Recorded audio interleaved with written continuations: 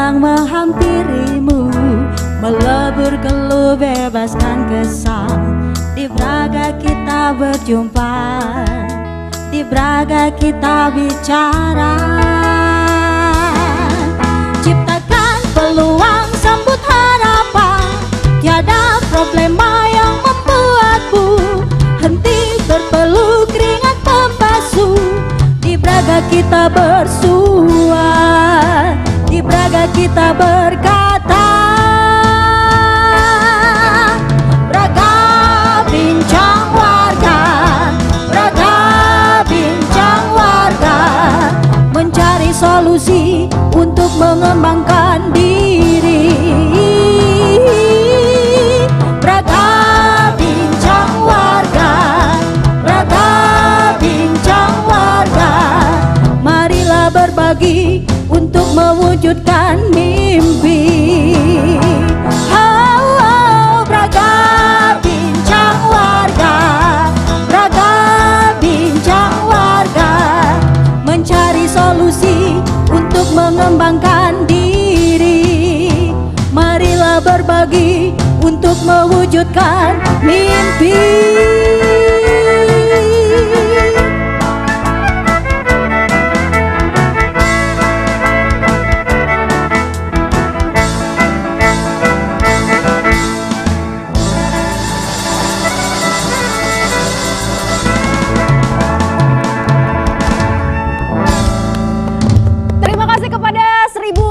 Penonton yang sudah hadir di studio TVRI Jawa Barat, tepuk tangan semuanya.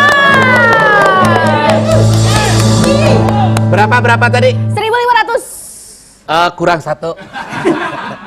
Nobar. Ya, terima kasih juga yang sudah nonton di luaran sana ya. Wah, ini kayaknya ada yang dapet kerjaan hikmah gitu ya? Iya dong. Iya dong. Makanya dari tadi saya sumringah. Full senyum katanya Betul. Wargi. Apalagi sekarang tuh hari Selasa, tanggal berapa sekarang? 30 April. 30 April. Besok tanggal 1 Mei. Hari apa? Gajian. Ih. Bener. Cocok. Aduh. Nah ini bener. kalau perempuan tuh seperti itu. Mang Koko besok payday. Nah itu maksud saya. Pay, bayar. Payday. Dikira besok. Pay. Oh, my day. Payday juga kan tanggal 1. Tanggal 2 lah bayar mah. Oh, karena tanggal 1-nya libur ya besok Iya, ya. betul. Besok tuh hari buruh. Iya. Nah, kita buruh juga bukan? Ya iya, Buruh media. buruh media. Kalau saya mah buruh harian lepas. Sama tuh. Lepasnya lepas penat. Freelance. Freelance. Makanya ceria terus. Oh benar. Iya. Soalnya kalau freelancer itu ada positif ada negatifnya. Bukan positif negatif sih, lebih ke untung Iya. rugi atau apa ya? Kalau saya banyak untungnya. Iya benar. Dan ketika kita berhadapan dengan halayak ramai, mereka tuh kadang-kadang kenal sama saya. Artis, ada Ya, artis. bukan Gimana? artis. Gimana? Minimal keluarga saya Oh kenal sama saya bener-bener. gitu. Minimal orang-orang di sekitar rumah lah ya, tahu tetangga-tetangga. Betul. Tapi bener loh ngomongin soal buruh nih ya, buruh media. Terus tadi sempat disinggung juga nih Ya. sama Mang Koko nih para wargi freelancer atau misalnya tadi ya buruh lepasan yang tadi Eci bilang nih Mang Koko kan ada positif ada negatifnya. Ya. Kalau dari segi fleksibel waktu kerja kan kita enak kita yang ngatur ya, Mang Koko bener enak. nggak? Akang Enak Teteh? banget tuh sekali. Ketika capek kita bisa menolak kerjaan. Biasa dia mah kalau udah proyeknya banyak dia bisa nolak kerjaan. Bukan, karena saya tahu kan umur saya udah agak uzur. Bukan. Kalau kecapean tuh Senior. banyak encok, Iya, samurat, kayak gitu. Jadi gini, kalau misalnya senior nih para wargi kayak Mang Koko ya. Bukan jadi, senior, kolot. Ya dalam tanda kutip ya. Senior. Jadi kan bisa tahu nih kapan waktunya ngegas dan kapan waktunya ngerem. Nah, itu, Bener gak sih? itu. Kalau banyak proyek nabung gitu ya Mang Koko ya. Kalau Gitu nggak kan? ada project ya. Wah. Geber-geber ya. Oke. Ini ngomong-ngomong soal May Day nih, para Betul. wargi hari ini perbincangan kita pasti akan menarik banget seputar May Day tadi ya, menghadapi Hari Buruh. Apakah masih mengeluh ya buruh-buruh saya mah pasti mensyukuri, Iya, iya, mensyukuri. iya, benar. Dan kita akan ngobrol-ngobrol sama siapa nih? Hari ini kita punya 3 narasumber nih para 3? wargi, ada 3. Wah, kalau 3 mah Apa? pasti seru banget Paling obrolannya. seru banget, pasti akan lebih dalam lagi. Langsung aja kalau gitu, Eci dan Mang Koko akan undang narasumber kita yang pertama. Ada Kepala Dinas Tenaga Kerja dan Transmigrasi Provinsi Jawa Barat, Bapak Dr. Andes Tepi Wawan Darmawan SHMKM.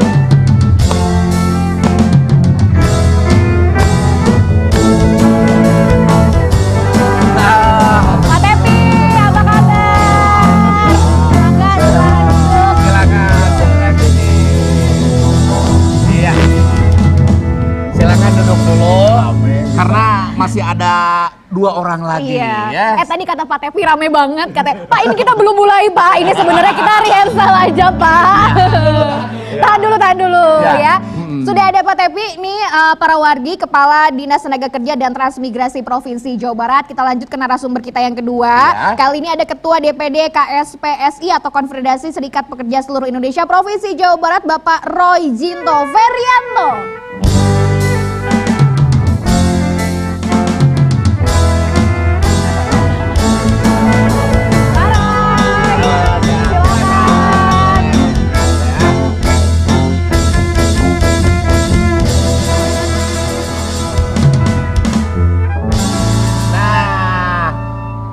Satu orang lagi. Biar komplit. Iya benar-benar. Iya. Kan tadi kan kita bilang ya, obrolan kita sore hari ini pasti akan lebih komprehensif Betul, karena lagi. kalau 2 itu biasanya kalau spesial ya. Martabak telurnya 2 spesial. Kalau 3 istimewa. Apa nih? Asin apa manis? Campuran. Baik, bisa kedua-duanya ya. Baik, narasumber kita yang terakhir, beliau adalah seorang ahli ekonomi dari Fakultas Ekonomi dan Bisnis Unpad, Bapak Yayan Sakianti, PhD.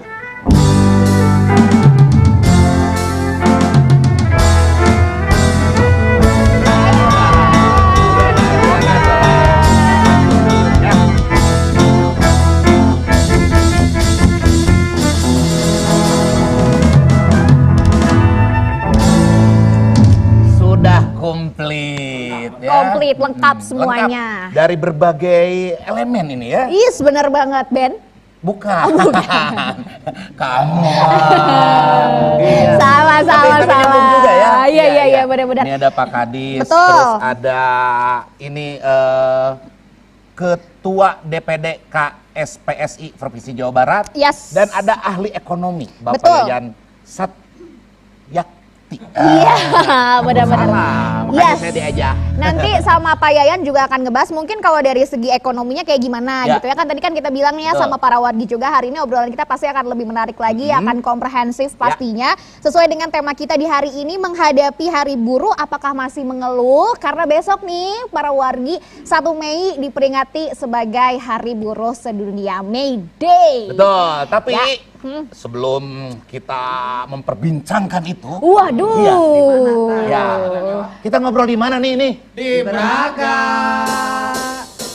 Beragam bincang warga, beragam bincang warga.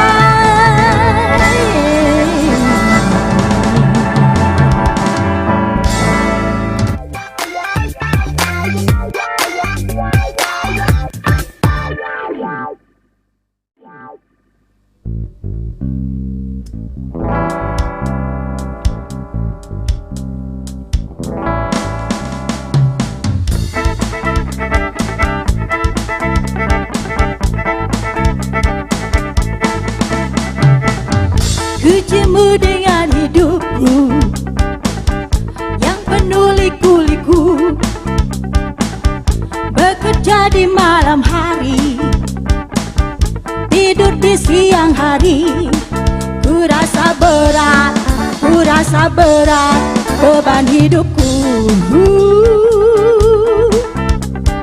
Ku tak tahu,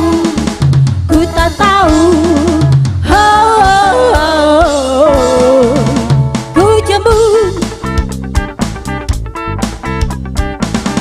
kerja keras bagai kuda, dicambuk dan didera. Semua telah ku rasakan untuk mencari uang. Ku rasa berat beban hidupku. Ku tak tahu,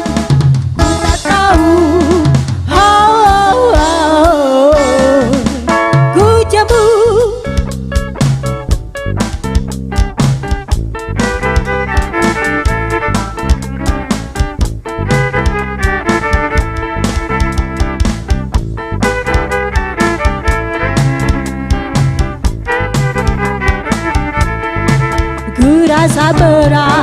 Ku rasa berat beban hidupku. Ku tak tahu, ku jebu. Kerja keras bagai kuda, dicambuk dan didera.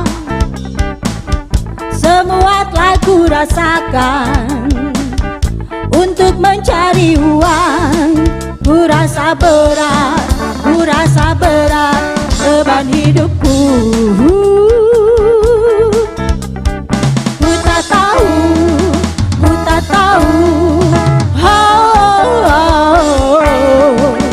ku jembu.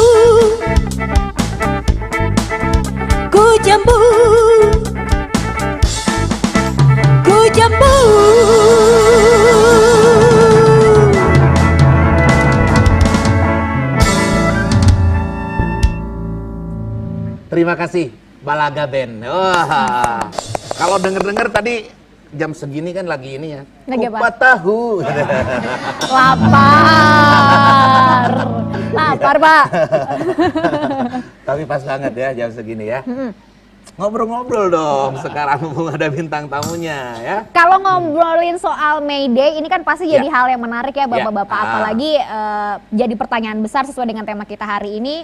Buruh masih mengeluh nggak sih sekarang, atau mungkin lebih ke kayak apa yang jadi keluhan buruh? Tapi sebelumnya nih Mang Koko mau ngasih tahu info dulu nih Bapak-bapak. Nah, coba Mang Koko ada info ada apa? artikelnya nih.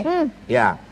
Kadisnakertrans Jabar. Nah, ini UMK 2024 juga perhitungkan serapan tenaga kerja. Wah, nah, gitu. ada Pak Kadisnya nih. Betul. Langsung kita konfirmasi nih Pak Kadis. Ini ngomong-ngomong soal UMK di Jawa Barat, sebenarnya nih berapa sih besarannya? Mungkin juga ada para wargi yang belum tahu besarannya itu berapa sih Pak Kadis?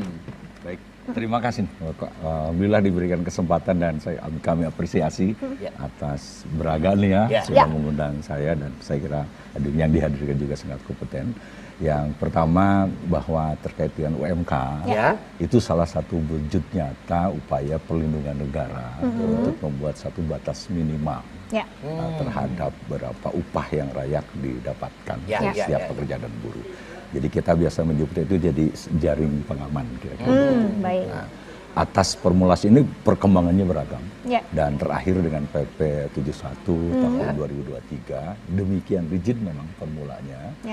Fleksibilitasnya juga tidak cukup banyak, tetapi itu sudah mengatur. Jadi kami dari pelaksanaan di tingkat provinsi melihat bahwa karena kita melaksanakan sesuai dengan kewenangan, diantaranya adalah penetapan dari gubernur atas rekomendasi dari kabupaten kota yang lebih dahulu harusnya memperhatikan Dewan Pengupahan tingkat kabupaten, kota, dan provinsi. Kira-kira begitu ya mekanismenya. Nah, kemudian muncullah seberbagai, dengan formula-formula itu muncullah seberbagai jumlah angka pertimbangan, begitu ya, angka nilai-nilai dari itu.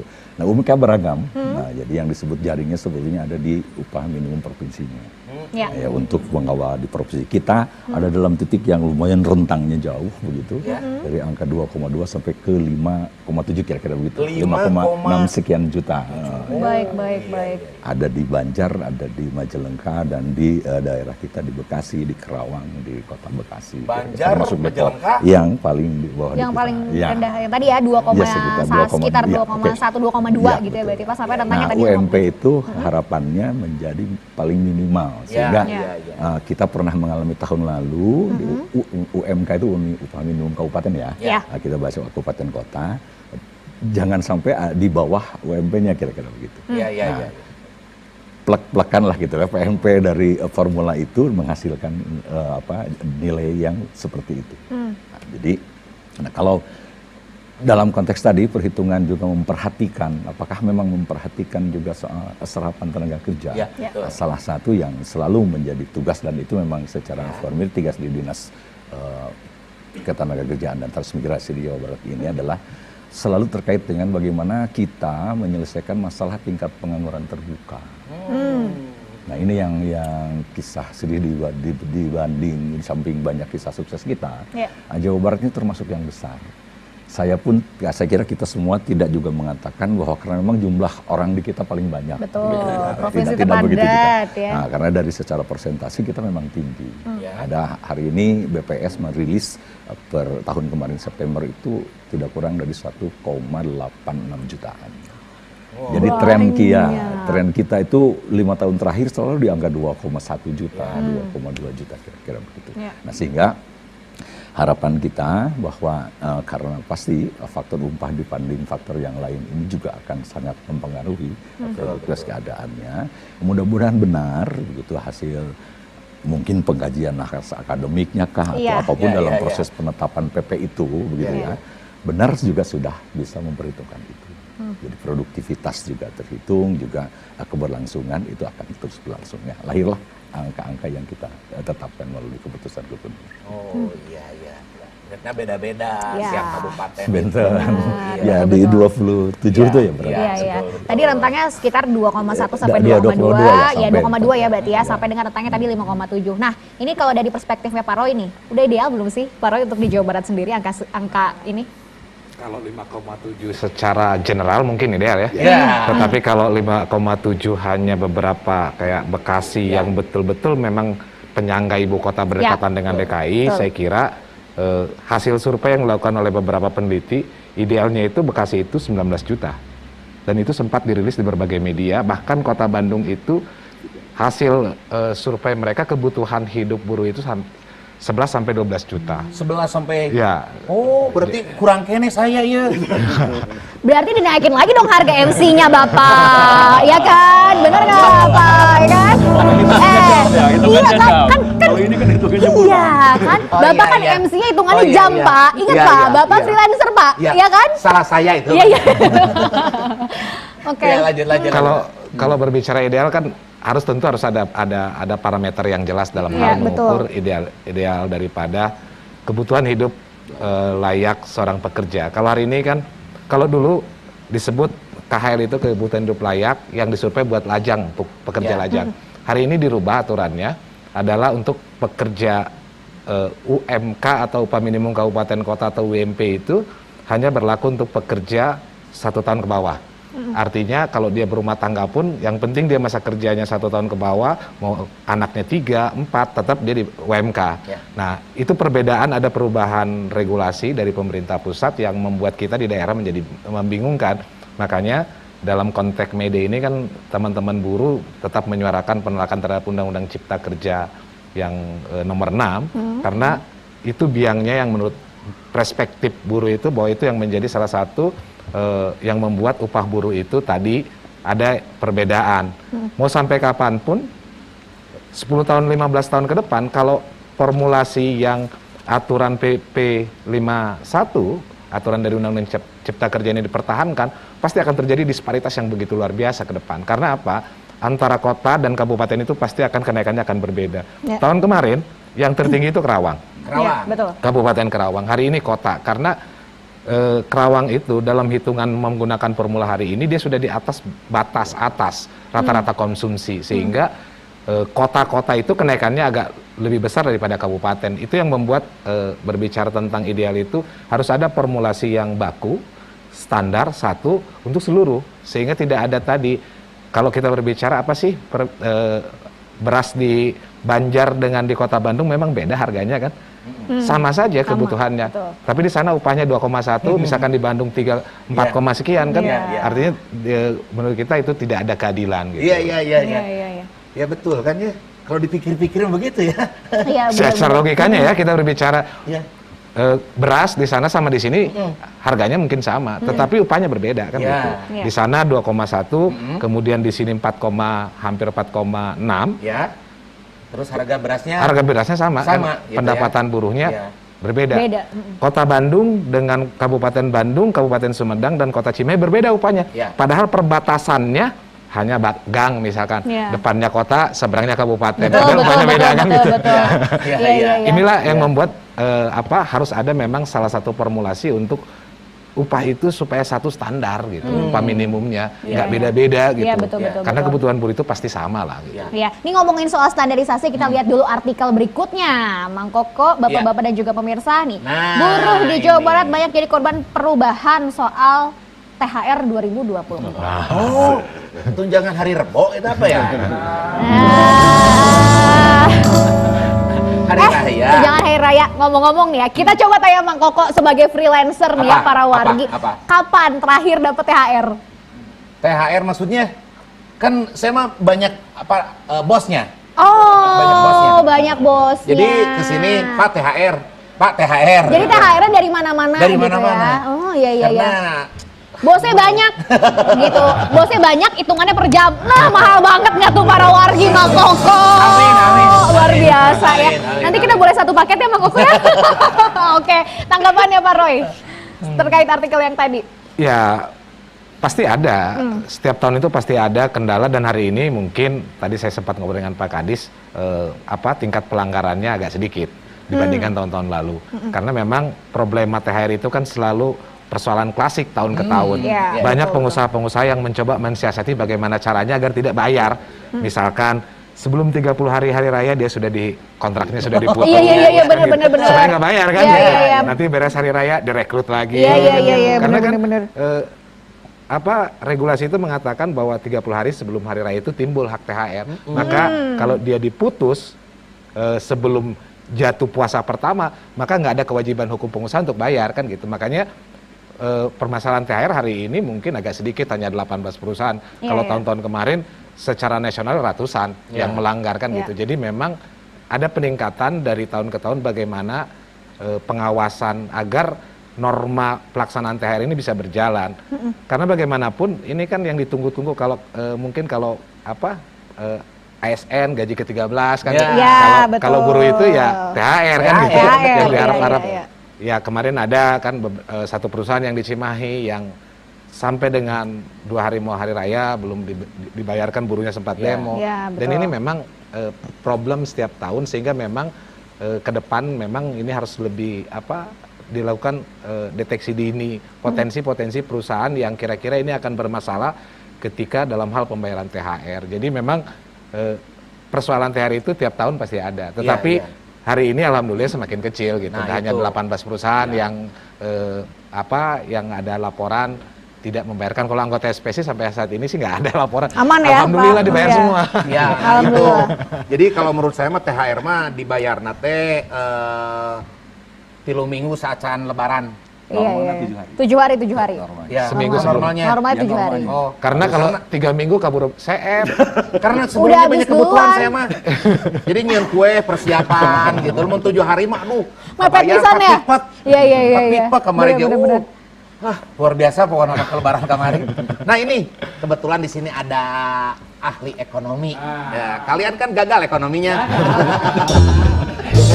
Apa coba? Iya. Karena kan dulu kita belajar di sekolah tuh jurusan IPA saya mah. Ari ayeuna ujian ekonomi. Rek teu lieur kumaha atuh sok.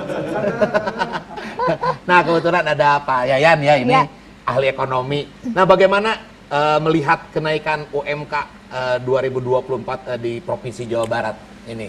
Apakah sudah bisa menggambarkan kemajuan gitu di kota dan kabupaten? Oke.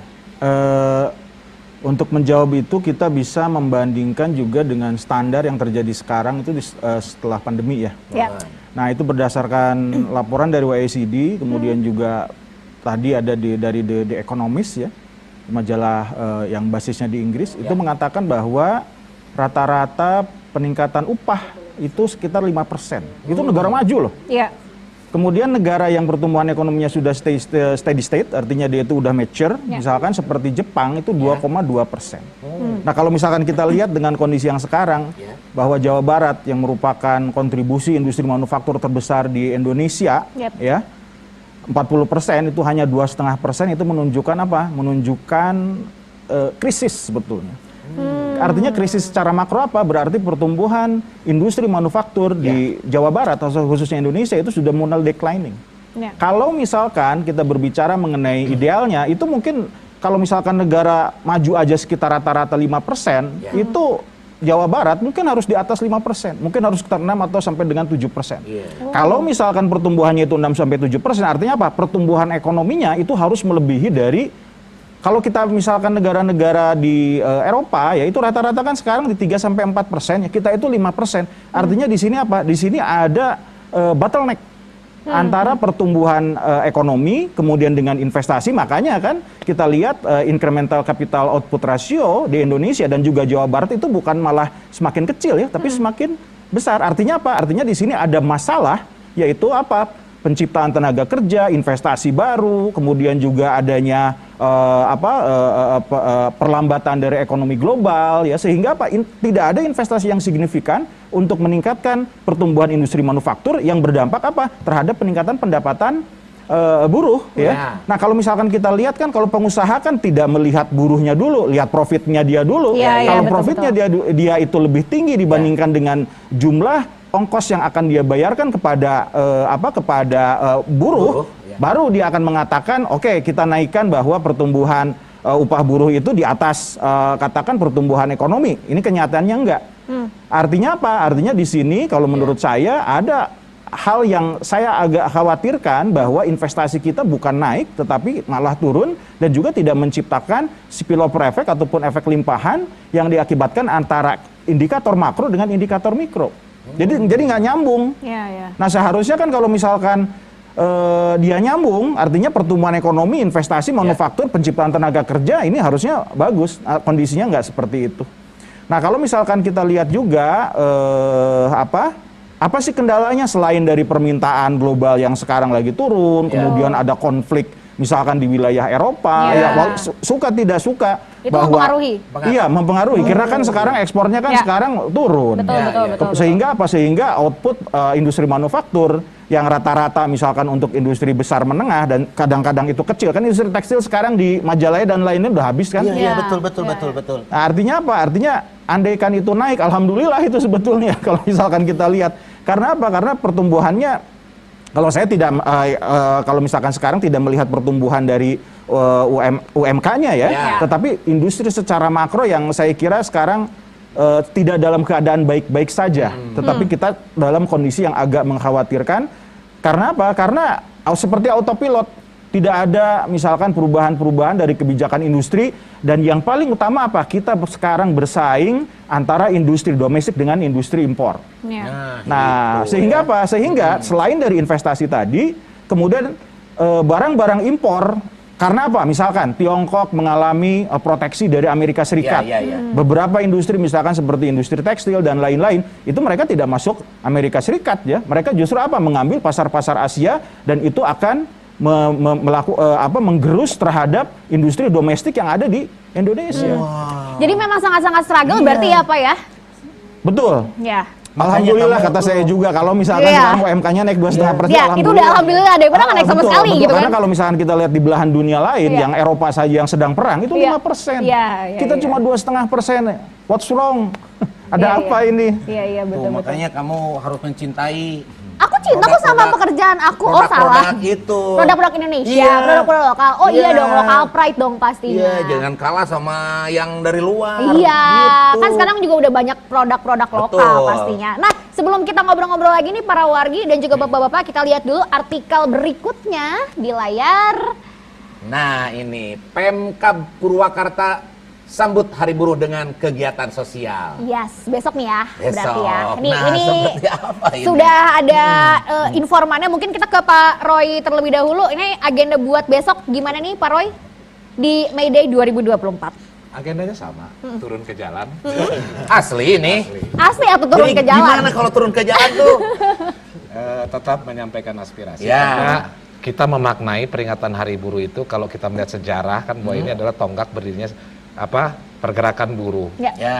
Merubah jam kerja 8 jam itu adalah itu mengorbankan ratusan orang. Itu tragedi Chicago kan.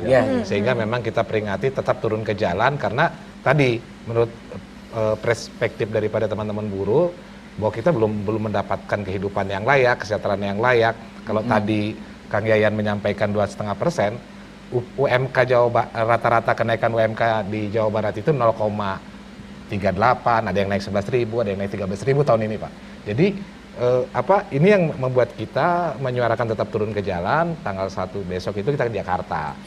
Jadi aksi di Istana untuk menyampaikan pencabutan Undang-Undang Cipta Kerja dan tolak tuntutannya itu berarti ya? Ya, dan tolak upah murah. Nah, kegiatan tadi yang ada artikel tersebut itu mungkin setelah tanggal 1 itu, tanggal 2 sampai ke sana itu banyak Pemda-Pemda dan stakeholder yang lain melakukan kegiatan bakti sosial. Itu biasa. Karena May Day hari ini kan hari libur. Sejak 2013 May Day hari libur zaman Pak SBY, maka May Day itu bukan hanya milik buruh, menjadi milik semua masyarakat. Iya, betul. Stakeholder banyak, pihak kepolisian melakukan kegiatan bakti sosial. Ya kita mengapresiasi saja karena bagaimanapun May Day itu bukan hanya milik daripada buruh, tetapi menjadi milik kita semua karena sudah menjadi hari libur nasional. Betul. Sehingga teman-teman buruh ada yang merayakan turun ke jalan, menyampaikan aspirasi. Kita tahu bahwa besok merah, tapi siapa yang akan menerima aspirasi kan pada libur kantor pemerintahnya kan?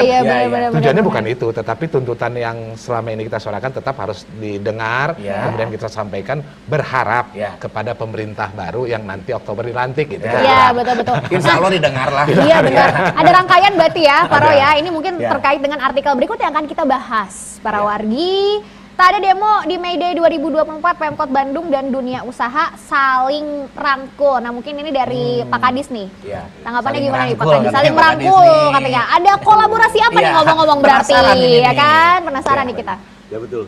Tadi saya ingin melanjutkan betul yang harus kita yakinkan dulu perubahan ketika kebijakan dan karena kita punya riwayat dulu May Day tidak. Gitu ya. Pernah ada May Day, pernah tidak, pernah disangka terafiliasi, paham tertentu dan sebagainya sampai sekarang terakhir. Jadi hari ini sudah jadi proses dan terus berlanjut sampai sekarang. Maka kita dari pihak pemerintah menempatkan ini juga bagian sesuatu yang harus kita rayakan. Ada kisah yang sangat heroik dengan perjuangan kan di sini. Mengapa itu terjadi ya? Boleh dilihat sekarang banyak yang menggambarkan sejarah itu. Nah sehingga kalau kita di pemerintah dengan teman-teman seluruh kabupaten kota dan alhamdulillah saya sudah himpun nih banyak daftarnya. Berbagai aktivitas yang menurut kita ya selain memang itu ruang aspirasi yang juga dimanfaatkan buruh, juga kita ingin menunjukkan satu bentuk hubungan yang menurut kita itu juga bernilai positif bagi penyemangatan itu.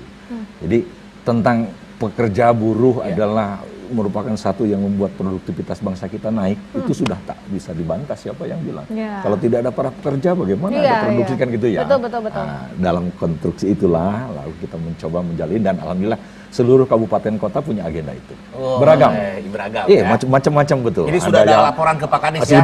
Sudah terhimpun. Kebayang nggak sih banyak akan ramai gitu ya May Day 2024 ini di Jawa Barat dan aja? Berlanjung ya. Kalau di kita di tingkat provinsi diantaranya kami ada semacam seremoni penyerahan bentuk santunan dan seterusnya tanggal 6. Kemudian tanggal 8 kami mencoba memfokuskan di tingkat provinsi itu untuk semacam seminar lah, tapi tidak semua serius, lebih ke arah bagaimana kita mencegah terjadi TPT. Gitu. Nah kalau kita kan selalu berpikir, ancaman yang paling berat TPT itu bertambah kalau yang 23 jutanya tidak bekerja. Kira-kira begitu, jadi berpikir tentang bagaimana ini secara seimbang nih kita coba. Di antaranya seperti itu kalau di kita. Tapi kabupaten kota beragam sekali. Ada yang bentuk olahraga, ada yang dulu kita sempat futsal gitu ya, tapi sekarang sudah tidak lagi. Nah itu jadi kondusif lah. Tapi begini Kang Koko, kalau kita berbicara mengenai May Day itu tidak hanya pekerja industri, tapi seluruh asosiasi ya, ataupun seluruh katakan pekerja dari seluruh sektor. Nah yang sekarang itu lupa, yaitu apa? Itu mengenai gaji guru. Jangan lupa ini. Jangan ngomong lah mengenai industri manufaktur dan lain-lain. Industri khususnya pendidikan, sektor pendidikan itu masih di bawah UMK ataupun UMP. Betul. Nah itu jadi kalau misalkan kita diskusi mengenai May Day itu nggak bisa hanya industri manufaktur. Bahkan ada standar ASN kalau misalkan honorer itu lebih rendah dibandingkan dengan Bener Pak. Jangankan gitu, dosen luar biasa aja nih ya, itu per SKS aja tuh mohon maaf nih ya, itu sangat-sangat di bawah. Betul ya Pak ya? Itu yang harus jadi perhatian pemerintah. Jadi kalau maaf saja ya, kalau misalkan mau demo jangan hanya industri buruh, seluruh asosiasi yang berhubungan dengan teman-teman peningkatan. media. Saya pikir tuh, Bener. oh buruh teh kepikir lah masyarakat awam gitu ya, pegawai pabrik kayak gitu kan. Enggak, Ternyata pekerja. Betul. pekerja ya. Kalau misalkan di luar negeri ya, misalnya di Amerika Serikat ataupun di Uni Eropa, asosiasi guru, asosiasi seluruh pekerja, apa itu ada di sana. Oh, ilmu tak baru dateng. Tong kajebak. Tong ngaku buruh maneh mah. Iya. Nah, itu ini ke ahli ekonomi lagi nih. Ini agak ini nih pertanyaannya. Formula yang digunakan ini baik tingkat provinsi, kota atau kabupaten untuk menemui titik win-win solution. Nah, itu. Jadi Sama-sama formula enak gitu apa ya. yang menguntungkan? Sebetulnya tidak ada satu formula pun yang Ya. bisa untuk mencapai nilai optimum atau memaksimumkan, kalau saya menyebutnya utility ya. Ya, Utility ya. itu tingkat kepuasan Betul. dari seseorang. Kata beliau 19 juta, kata saya mungkin gaji PNS sekian, wah kayaknya kalau dibandingkan dengan cost of living kayaknya masih jauh juga gitu kan ya, dan lain-lain begitu kan. Jadi ini sifatnya relatif. Tetapi yang paling penting bahwa win-win solution itu adalah zero sum game. Jadi ketika seseorang katakan tripartit tadi antara pengusaha, pemerintah, kemudian juga dengan buruh itu mencapai kesepakatan dengan kondisi ekonomi sekarang ya sudah selesai. Nah, seperti tadi saya katakan itu akan terus berubah seiring dengan dengan perkembangan industri dari manufaktur itu sendiri. Jadi kalau misalkan sekarang industrinya itu katakan dia tidak memiliki diskrepansi ataupun perbedaan yang sangat variasinya itu sangat tinggi ya seperti di Jawa Barat. Di Jawa Barat itu kan variasinya sangat tinggi. Wilayah Jabodetabek itu sekitar 5-4 juta, tapi di kabupaten kota yang lain hanya 2 juta, 1.800.000 ya. Jadi di sini kalau menurut saya untuk perhitungan UMP itu memang harus berdasarkan pada standar kawasan industri dan non kawasan industri. Jadi kalau misalkan sekarang kita tambahkan dengan nilai mediannya itu katakan dia akan mengangkat ke yang pasti lebih tinggi, tetapi bagi pengusaha itu akan repot. Karena apa? Karena dia biayanya, Pak, makin bengkak ya. Bade buburuh kumaha usahana gitu terus bade bangkrut. Iya. Nah, itu perhitungan kalau misalkan menggunakan nilai median. Jadi kalau menurut saya mungkin alangkah baiknya jika ada kawasan yang industri dan non industri itu menjadi perhatian juga dibandingkan dengan katakan bukan menyamaratakan ya, jadi perhitungan secara statistik yang memang akan menaikkan median, tetapi itu tadi ya, misalkan kenapa pengusaha nakal, misalkan karena apa? Karena dia nggak mampu bayar juga, misalkan. Seperti itu. Nah, jadi rumusnya gimana? Ya rumusnya kalau saya sih lebih baik seperti tadi, misalkan kita hitung dengan baik, saya kira sudah ada ya cost of living dan lain-lain, pertumbuhan ekonomi, kemudian juga ada inflasi. Sementara median ini mungkin harus dipisahkan berdasarkan pada standar kinerja industri manufaktur yang ada. Kalau misalkan sekarang Kota Bandung Kabupaten atau kawasan Bandung Raya sama dengan sama dengan wilayah Jabodetabek, ya iyalah kalau bagi pekerja ya. Tetapi misalkan kalau kosnya itu dinaikkan oleh industri dan industri itu mereka tuh nggak mau rugi, kemana akhirnya? Ya ke konsumen. Konsumen yang akan menjadi beban, khususnya karena apa? Karena ya sudah jelas harga yang lebih mahal ya dan lain-lain. Seperti itu. Menarik sekali obrolan kita ya hari ini. Ini sekaligus juga loh sebenarnya kalau secara pribadi nih ya para wargi buat Eci, buat Mang Koko, ini jadi ilmu baru ya nggak sih Mang Koko? Betul sekali, ketika ngobrol-ngobrol sekarang kegali lah gitu. Iya, benar-benar. Tiba-tiba ada ahli ekonomi, terus ada dari Pak Kadis tadi penjelasannya. Ternyata UMK tuh di tiap kabupaten beda-beda ya. Nih habis ini pasti akan menentuin rate selanjutnya nih kayaknya nih habis ini nih.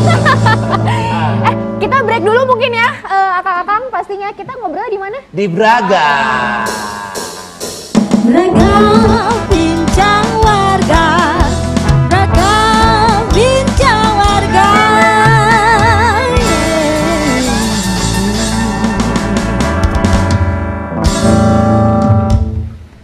Yes, kalau gitu tadi nih ya kita udah menggali ya soal obrolan kita. Sudah menggali, sebagian sudah diterapkan di sini di otak betul, saya. Betul. Udah ada di otak nih semuanya gitu ya. Nah berikutnya Mang Koko kita ketemu sama siapa sih? Ada apa sih berikutnya? Coba segmen apa? Kamu inget gak? Kamu inget gak segmen Coba, apa? warga nanyain. Nah itu WNI. Warga nanya Iya. nanya apa? Coba kita lihat. Oke. Ada di sini? Ada atau tampilannya? di sini nih? Ada. Oke, warga Oke. nanya oke. Apakah faktor median dalam rumus di Jawa Barat masih merusak? Faktor median dalam rumus di Jawa Barat masih merusak. Ini kayaknya udah dijawab tadi ya sama Pak Yayan ya. Jawaban dari Kang Ilham. Oke, berikutnya kita cari pertanyaan berikutnya oke. dari warga yang lain. Ya. Oke, dari ke Pak Pak Roy. Roy. Bisa dijelaskan mengenai tuntutan cabut Omnibus Law Cipta Kerja dan hapus outsourcing tolak upah murah. Katanya ini soal outsourcing berarti ya. Nah. Ya. Nah, Ya, kan perubahan undang-undang dulu undang-undang 13, sekarang undang-undang nomor 6 tentang pengesahan tentang Perpu menjadi undang-undang. Ya. Di sana banyak pengurangan-pengurangan hak-hak buruh yang selama ini diterima. Salah satu contoh kenapa kita menolak itu adalah pesangon. Pesangon itu kalau dulu pakai undang-undang 13 itu paling tidak mendapatkan 34. Kalau hari ini maksimal itu hanya 19. Kecuali dalam 2 kategori PHK, meninggal dunia dan cacat permanen. Nah, yang lainnya itu 19, 0,5.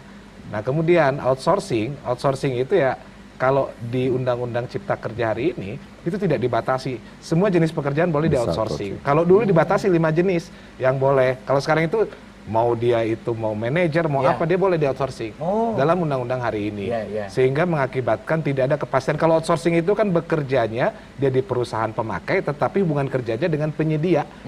Iya, iya. Dengan PT lain. Iya, PT lain. Misalkan kalau kita melihat itu security, walaupun dia di mall A, tapi dia nggak Tapi- punya hubungan kerja dengan mall Iya, itu. iya, iya, Dia iya. ditempatkan. Iya. Nah, sehingga kepastian hukum itu tidak akan ada. Dia di sini bisa hanya 1 bulan, kemudian diambil oleh yayasannya dipindahkan kemana gitu. Kemudian upah tadi saya sudah sebutkan, salah satunya adalah upah itu hari ini ada pembatasan kenaikan. Iya. Upah itu akan berlaku di kabupaten kota, berlaku di provinsi, tetapi semua formula itu ditentukan oleh pusat. Dulu upah itu tidak masuk dalam program strategis nasional. Ya, ya. Hari ini masuk dalam Undang-Undang Cipta Kerja yang membuat pemerintah pusat mengatur. Segini naiknya, masalah ribut silakan Anda. Gitu. Jadi ini yang membuat kenapa teman-teman sejak 2020 sampai dengan hari ini fokus pada Undang-Undang Cipta Kerja dari dia draft, pembahasan sampai hari ini memang secara material juga kita gugat di MK, cuman tertunda karena ada gugatan pileg sehingga belum diputus. Kita juga menguji di MK. Itu dalam Undang-Undang nomor 11 dulunya, kemudian Perpu, kemudian menjadi Undang-Undang nomor 6, itu konsistensi kita tetap baik secara konseptual maupun secara hukum kita tetap memperjuangkan itu karena kita anggap undang-undang ini kalau bahasa hari ini kan undang-undang ini undang-undang sapu jagat. Ada sekitar 89 undang-undang dalam yang direvisi dirubah dalam satu undang-undang. Sehingga mungkin ya bagi praktisi hukum agak sulit membaca undang-undang ini karena 1000 berapa lembar gitu kan. Nah, apalagi teman-teman buruh. Nah, sehingga kita mempersoalkan memang undang-undang itu tadi satu mempermudah PHK, yang kedua adalah upah murah, kemudian pesangonnya menjadi murah, kemudian hubungan kerja outsourcingnya terhadap semua jenis pekerjaan tanpa terkecuali, kontrak kerja atau yang kita kenal dengan pekerja kontrak. Kalau dalam undang-undang disebut PKWT. Dulu dalam undang-undang 13 hanya boleh 3 tahun, hari ini boleh 5 tahun dan boleh diperpanjang 5 tahun kemudian. 5 tahun kedua, 5 tahun ketiga gitu berarti ya, banyak ya Pak Roy ya. Iya. Oke, mungkin ini terakhir karena waktu kita juga terbatas nih Mang Koko dan juga para wargi. Iya. Saya kan belum ngobrol sama Pak Kadis juga. Coba tanyain deh sama Pak Kadis, sama Pak Roy ya, sama Pak Yayan. Harapannya, coba tanya. Sini harapannya dong. Harapannya di Hari Buruh ini Ya, nih, sama Pak Kadis. Oh, baik. Terima kasih. Jadi kita semua memaknai bahwa Hari Buruh ini memang satu momen perjuangan. Ya.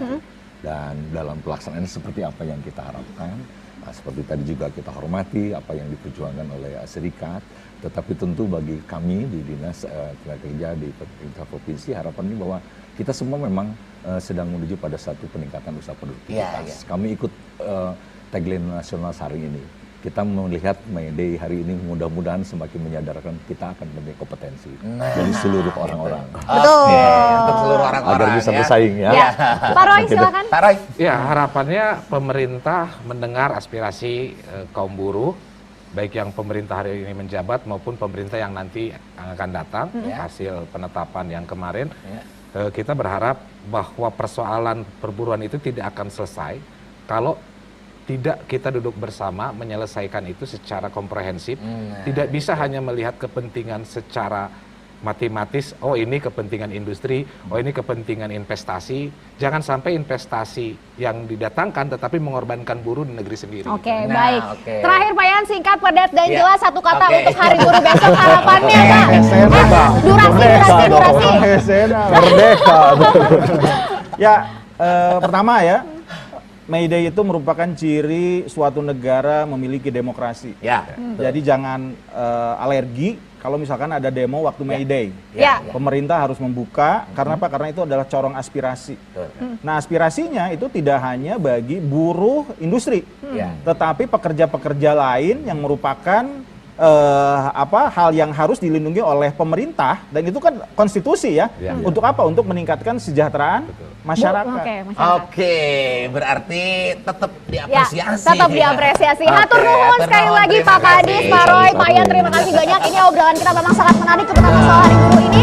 Dan akhirnya kita juga harus pamit, para wargi, mewakili guru yang bertugas, saya Neng Eci dan Kang Koko pamit bersama rekan-rekan dari Balaga dan juga para narasumber. Kita ketemu lagi di Braga minggu depan.